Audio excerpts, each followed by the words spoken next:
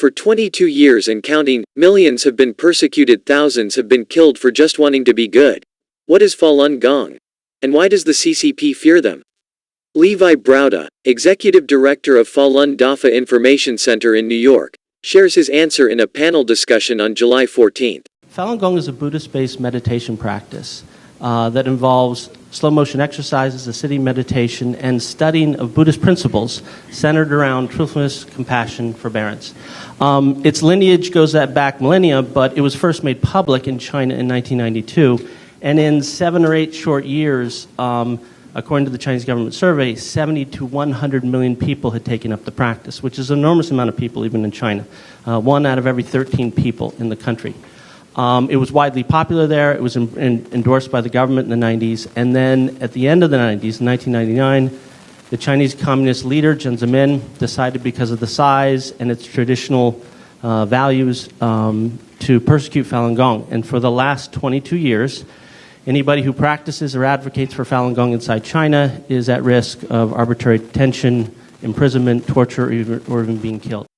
Speaking as a guest during a parade calling an end to the persecution, Trevor Loudon, a China expert, explains why the atheist regime fear the spiritual group.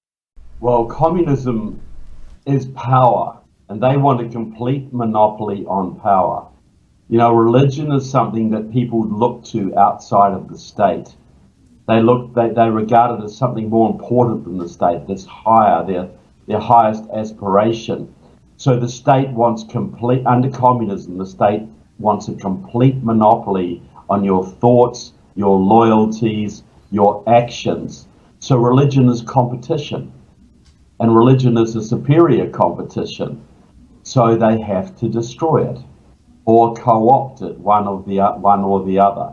Since 1999, hundreds of thousands of practitioners have suffered from mental and physical torture, financial pressure, forced labor, imprisonment, and even forced organ harvesting.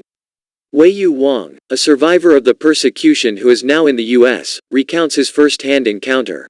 In the fall semester of 1999, the CCP Deputy Secretary of my department at Tsinghua asked my classmates to condemn me one by one in a classroom for more than 2 hours.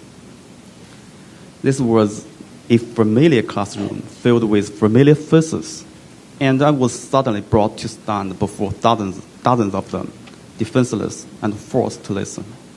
I still cannot forget the face of my close friend, who stood up and threatened me. If you keep your belief in Falun Gong, I will stab you to death.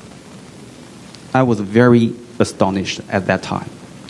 I had no idea that propaganda could change a person in such a dramatic way. In Falun Gong practitioners, called the Legal Training Center. There, I was beaten and electric shocked endlessly from 6 p.m. to 5 a.m. the next day. Other practitioners, a second glance, they would report it to the jailers. We were forced to labor outside, planting radishes, weeding, digging, or do factory work like wrapping candies, making paper muffin cups, or sports balls like volleyballs. The story of Wang is a microcosm what is taking place under the CCP. State Department spokesman Ned Price on July 19 called on the Chinese Communist regime to immediately cease its long-running persecution of Falun Gong and release all adherents who have been jailed for their beliefs.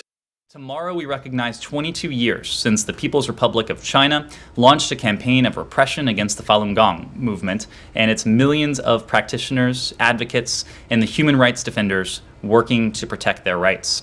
Thousands of Falun Gong practitioners face detention, harassment, and reported torture and abuse each year for simply refusing to peacefully practice their beliefs. We call on the PRC to immediately cease its campaign against Falun Gong practitioners and release those imprisoned due to their beliefs.